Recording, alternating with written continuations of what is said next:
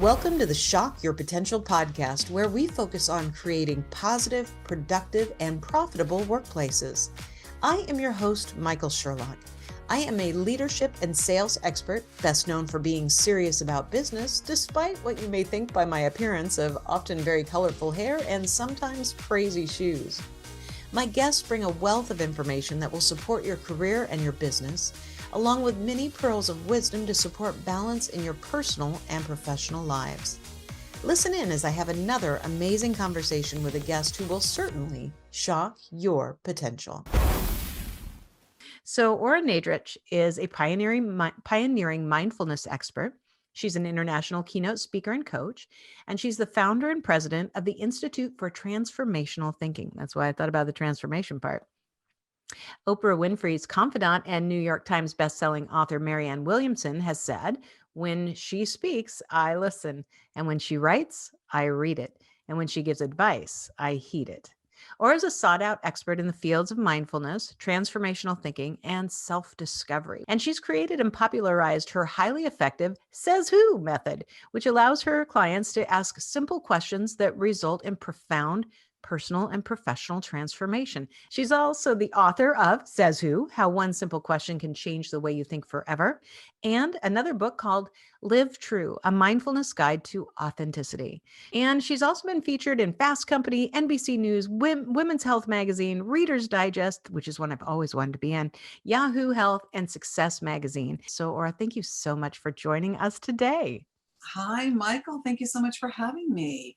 I know that people are much more open to the concept of mindfulness, meditation, transformational thinking, hypnosis, different things that they wouldn't have been maybe 10, 15 years ago, which I think is really bodes well for us. But so I can't wait to pick your brain on so many things. But first, I hit the highlights of your bio. Tell us a little bit more about you and your business and how you help people to shock their potential.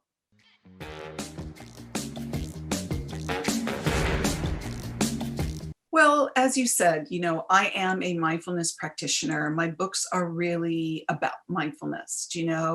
Says Who, my first book, really is also about mindfulness. And I created a cognitive questioning method. I love the way you said Says Who. It had a little bit of that sassiness in it that I hope people are asking themselves, which is to question the negative and fear-based thoughts that we might be quick to accept and believe are true. So that took me more into a deep dive because my work really is essentially about present moment awareness. That means being aware of our thoughts. What are our thoughts telling us? What purpose do our thoughts, offer us basically? And to go into the area of mindfulness and the authentic self, which is what mindfulness is about with Live True, a mindfulness guide to authenticity. And my institute, the IFTT, the Institute for Transformational Thinking. So I think when you put all of those together, you really get a sense of what I'm about, what my work is about. It's about really being in present moment awareness with our thoughts, our actions, our deeds, and to really be showing up in the moments of our lives as who we really are. So all of my work really comes out of the Institute. And, I say, changing your life one thought at a time, which can ultimately reverberate out into the world. And if we all did that, imagine the changes we could create in the world. It is so true. I was interviewing someone several months ago, and she made a statement that said, if we actually listen to the thoughts, I was going back to when you said, questioning the negative and fear-based thoughts in our head. If you could really go in and listen to some of the things that we say to ourselves.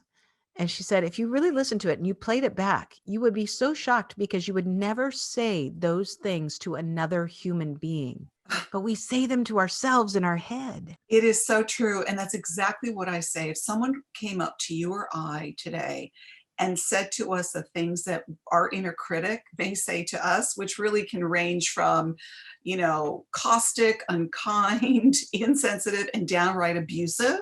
Okay. Yes. If somebody walked up to us and literally said, "You're this, this, this, and this," first of all, we'd be shocked and horrified. And I would Yes. like to think we would quickly defend ourselves.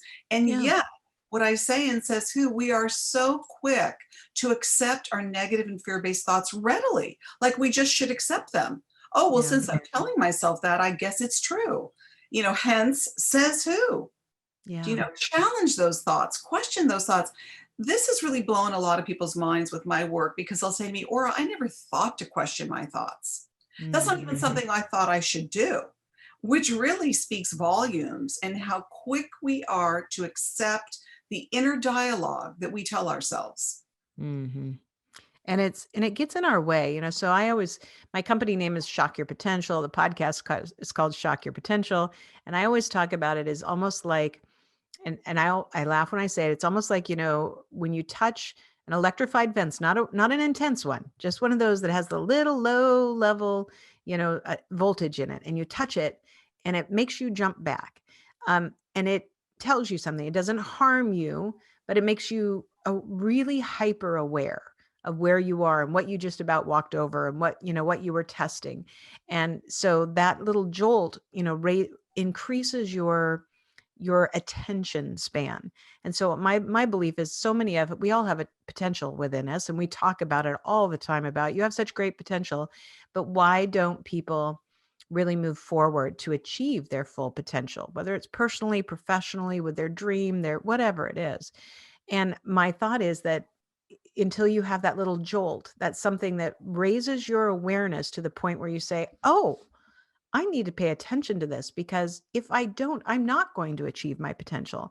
And I think that's where a lot of our headspace gets caught up. And when we have that self-talk, that negative talk, or that self-doubt, it it until we are aware of it, it just constantly keeps us in that state of just under our potential, or maybe not even close to our potential. Absolutely. And I think that's why, even the word shock, like what do we need to really wake ourselves up? What do we Mhm. really need in order for us to, you know, be aware of things like our negative inner talk, which really undermines and sabotages our lives and definitely doesn't help us reach our goals. The beauty of mindfulness, which is the practice of being present and aware in the moment of which you are in, that means I have an awareness of what thoughts I'm thinking. Do I like them? As to quote some of the Says Who questions, does this thought work for me? Do I like Mhm. this thought? How does this thought make me feel better? I say this is the most valuable real estate is our minds. And we're willing Mhm. to, house thoughts, let thoughts occupy our mind that serve no useful purpose whatsoever for our well-being. So you get mindfulness, which is being cognizant of the thoughts that you have, a practice that really doesn't require very much of us other than to be present. Okay, I'm in the moment. What am I aware of in this moment? I'm aware of this thought that just popped up in my head and told me I'm unworthy. You know, Mhm. well, I have a choice here to accept it or to challenge it. And what I say in Live True and Says Who, I have a technique called the release and replace technique. How about replacing that negative thought with its positive counterpart? There are skill sets and tools and methods that we can use that are relatively easy. I say my books are user friendly. I like to say I don't dumb down so that people can use them, but I don't know how much easier it can get for people to say, hey, I'm ready to like not be commandeered by these negative thoughts that I'm actually allowing to dominate my mind. So Mhm. don't wait to get shocked or don't wait to get hurt or devastated or broadsided. Catch yourself early enough to say, I'm empowered and I have the ability to decide to literally pick and choose the thoughts that are working for me favorably. I love that. And that there is so much power in that I can pick and choose. It kind of, from a selfish personal perspective, as you were talking, I was thinking about a couple years ago, I had a very stressful situation. All of us have stressful situations. And during that stressful situation, it was very hard to get out of my own head about what that said about me, or, what it made me think about myself, or how my stress and anxiety, reacted to it. And yesterday, I had to deal with an issue that we thought was resolved with this issue. And it's really actually a completely very minor issue. It will not it will not harm me. It will not put me back into any, horrible situation. But my first response of even having to deal with one little piece that was unresolved, that will probably be resolved in one phone call and one email, immediately I had this sense of panic, like, oh my gosh, I can't go back there. And then I sat for a few minutes and went, okay, Sherlock, which when I call myself Sherlock, that I'm, giving myself a talking to. And I'm like, okay, Sherlock, take a few deep breaths and just separate yourself from this again. This is not a part of you. This is not going to have long-term repercussions. This is not a stressful overall situation. And I did well through the day until I went to bed last night. And then as I was laying down, and your brain is starting to calm down, it tried to pull itself back up. And I said, nope, I'm going to sleep well tonight. I refuse to let this cause me any grief anymore for my sleep. And somehow I did it. And I woke up this morning really proud of myself because I don't think I've ever, before going to bed, made a conscious decision like that. Because otherwise I would have, even if I would have pushed it down, it would have surfaced throughout the night if I woke up or rolled over. And I really didn't think about it until just we were talking now. And then I went, oh yeah, I forgot to write the email and make the phone call. Oops. Good for you. That's such a great story to really let us know what happens when a thought takes us over. And when you were expressing that, it really made me think of the chapter in my book, Says Who, the something to worry about thoughts. I mean, I Ah, literally have a chapter called The Something to Worry About Thoughts. Look, when I talk about positive thoughts versus negative thoughts, I know we're not going to have positive thoughts 24/7. That thought's going to come up, those automatic thoughts, a negative thought, a fear-based thought. What we have to ask ourselves is, what do we want to do about it? Okay, it's yeah, not like we're never going to think a negative thought or a fear-based thought again. right. You made a conscious decision to say, hey, sorry, I want to get a good night's sleep. So sorry, thought, I'm not really going to allow you to disrupt my night's sleep. I'm making a conscious decision to whether put that thought on pause or, Mhm. what I like to say is use my release and replace technique. And the place of that thought would be, I don't have time for that thought right now. I need to get a good night's sleep. Do you Yeah, know? And the thing yeah. about something like the something to worry about thoughts chapter, I really go into a lot of how, the mind is a trickster. There's something there's a Buddhist term called the monkey mind. Oh And if we yeah, think yeah. of a monkey mind jumping from tree to tree and branch to branch, it's a restless animal. So the mind is a restless thing and it's looking for some kind of problem to solve. And if we allow for that, we're going to stay and worry. Well, what does worry really do for us? All it does is create more worry. So at a Yes. time of worrying, I like to say, what can I do for myself right now that's going to help me ameliorate my worry and be useful? I mean, we are going to have times that we're going to worry. We're going to worry about ourselves. We're going to worry about a loved one. If I'm just worrying incessantly, what am I doing that's helpful? There's nothing Mhm. helpful about worrying. So this is the Yeah. whole idea, the whole concept of what can we do? How can we work with our thoughts so that they are, I say, your thoughts need to be your cheering squad, not your hecklers, you know? Right. They really need to be helping you. Yeah, absolutely. And it's amazing to me once I realized, just how taking a couple deep breaths, what a difference that made to me physiologically, that helped me mentally.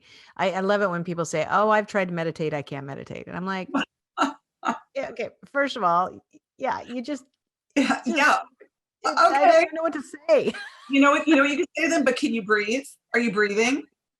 Yeah. I'm not expecting you to sit down for 20 minutes on a meditation pillow and Right. chant. I'm Right. talking about, pause, just pause, connect to Yeah. your breath. Don't get caught up in the automatic, on the hamster wheel of the thinking mind that could literally prevent you from sleeping. So you took charge, do you Yeah. know? And it really is, it gives you a different sense of empowerment. And when I look back over the 7 years that I've been really focused on meditation, and I don't mean I don't sit on a pillow and do that either. I do a lot of guided meditations, but I also do a lot of just walking and being aware, things that I've learned as I've done this for a few years. It's amazing to me how I sleep. It's amazing to me how I process stress. Because even when I had this a few years ago, the way I processed stress, which was horrible in some sense, was so much better than the 10-year before Michael, who would have been curled up in a ball, in the corner. Worry is real. I don't want to say that any of the emotions that we feel are not real. even at a time when there's a lot to worry about. So that's real. But what we want to do is we want to be, again, aware of how can we work with the worry that is genuine. I'm talking about people that have really, really been hit hard, or to Mhm. varying degrees, whether you've lost your business, whether you're really in crisis financially, whether your families have been torn apart. The list goes on and on about what has taken place Yep. because of this extremely difficult time. Mindfulness is really the awareness of what can I do right now that's going to help me? Mm. Meaning that when you go into fear and worry, what does that really do? It creates more worry, more anxiety, more depression, and you can literally spiral down, which can be very, very dangerous. And what I like to say to people, this is a time to beef up self care in whatever Mhm. way you can. And for those people that have felt very alone during this time, we mustn't make light of that. It's a time to reach out. It's a time to really reach out to anybody that you can. And I want to say this, we are not alone. We are all going through the same thing to varying degrees. But specifically to utilizing mindfulness as a tool, I want to say this, and I did it a lot last year when COVID was at its all-time high. So many people were in a heightened fear and fight and flight state of fear because of, oh my God, am I going to get COVID? Oh my God, are my loved ones going to get COVID? Mhm. You're in this literal unnatural state of fight or flight. What I really propose is to have that self-talk that is like, no, I don't have COVID, and I hope that I won't get COVID. And Mhm. if I were to get COVID, I believe that I will be okay. And if a loved one of mine gets COVID, I will hope and pray that they will be okay. What are the things that we can say to ourselves so that we're not in a heightened panic state? So there's that. And that again circles back to the release and replace. Try and be aware of your inner self talk. If you're in the future, and mindfulness is the practice of being in the present, if your thoughts start to go into the future, catch it. Mm. Oh my God, what if this isn't going to be okay? What if I'm going to lose this? What if this is going to happen? And again, I want to say those thoughts are real. It's okay to have those thoughts, but what you want to do is you want to work with those thoughts so that you can come up with a game plan for yourself, so that you can take care of yourself. What can I do right now that's going to calm me down? Can I meditate? Should I go take a bath? Let me go take a walk. Let me Mm. go watch the sunrise or the sunset. What can I do that's going to help soothe me, comfort me, reach out to someone where I can feel the support that I need? Think of it along the lines of what can I do that can help me right now? Yeah. And when you catch yourself going into the future or lamenting about the past, because that again is really the essence of mindfulness, is being in the present moment with the total awareness, catch yourself and bring yourself back into the moment and ask yourself, what can I do right now that's going to help me? What Mm. can I do right now that can help someone else that's in crisis or suffering? What can I do right now that's going to beef up my self care? Do you know what can I suggest to someone else who needs more self care? Yeah. We really need to bring ourselves into a solution oriented state of mind and be able to get ourselves out of the future and the what ifs or what might or could happen and be with the present moment of right now again. And how can you help yourself in the moment of now?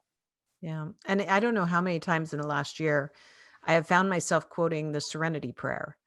So God grant me the serenity to accept the things I cannot change, courage to change the things I can, and the wisdom to know the difference. And I think that kind of sums up, there are things that we may need to do. So having the courage to do them, but to understand that there's things that we can't do anything about. So how can I accept that? But knowing the difference between the two is, I really like that how you summed up, keeping your thoughts in the present, not allowing it to go in the future and the what ifs, and not lamenting about the past. It really keeps you grounded in what can I control today? And most of that is, there's certain things we can control, but there's a lot of things we can't. And how do we just keep focused on this moment the best we can? Absolutely. And the way we can really offer up, sharing our ideas and the way in which we're, going back to self care, Michael, Mhm. be able to share. the ways in which we are supporting ourselves, the way in which we are really taking care of self-care, and be able to share that, I think is really helpful. Do you know? Because again, we've been in an unnatural state. We've been in this Mm, fight or flight state for, I mean, it's so unnatural to be in that state. That's why yeah. we need all these tips and tools and skill sets as we possibly can to get through it. And, I don't think we should sugarcoat it. We still got a road ahead of us here. Yeah. We're in uncharted territory. We are. So better that we, strengthen up here, and we are able to learn ways in which, I say, navigate the waters. As we know about the sea, sometimes it is really tumultuous and the waters are choppy. And yes, they've been choppier than we've ever seen them before. Yeah. And then sometimes the sea is calm. We need to be really good navigators. We really need to be good sailors. This is a Yeah. life journey. And it's going to take us into all sorts of places we've never been before. So this is a good time to ask ourselves, who am I? What am I made of? And that's another thing this time has taught, I think, many of us what we're made of. I love that. And although as you were talking about the tumultuous sea and being good sailors, I thought how many people are like, I got seasick. Thought I was going overboard a lot of times. I want off the boat. Put a safety vest on, I know what's good about it is, like, I say to my friends, isn't it great that sometimes we can laugh about it, Yeah. because we need some of that relief, when Hmm. it gets too serious. And I also want to mention one of the self-care things: please turn off the TV, Mm. social media, news. Don't be watching that 24/7. Mm-mm. Get your news, get your information, whatever you need, just to check in and know what's going on. But please don't park yourself there. No, I know, not at all. In fact, it's funny. My husband and I used to watch the news at night when we'd have dinner. And now instead, we've been watching we're almost done, the entire series of Star Trek: The Next Generation.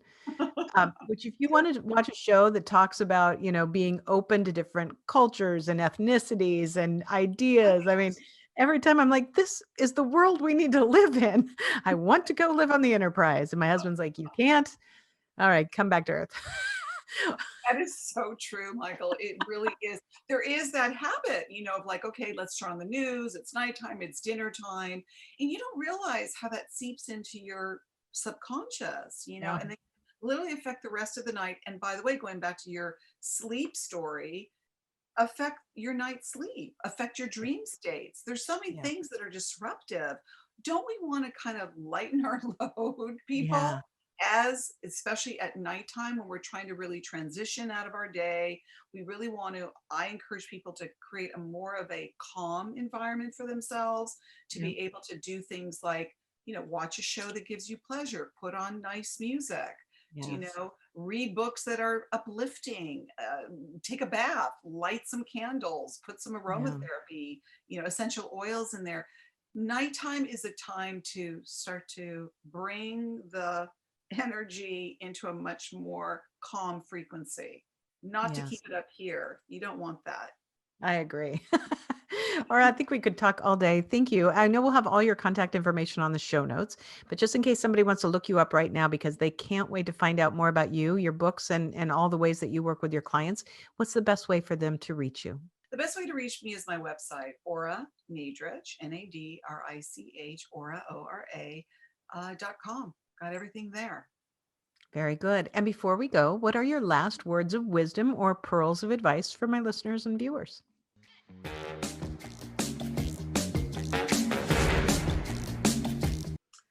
would say start today with an awareness of your inner dialogue. Try and keep it positive and supportive of your well being. And if or when a thought comes up that tries to take you out of the moment, gently, if you can, bring yourself into the present moment and tell yourself something positive, loving, and nurturing. I love it. Aura, thank you so much for being with us today. It has been an absolute pleasure having you as a guest today. Thank you again. Thank you for joining us on another episode of the Shock Your Potential podcast. And as always, don't forget to subscribe, rate, and like us today.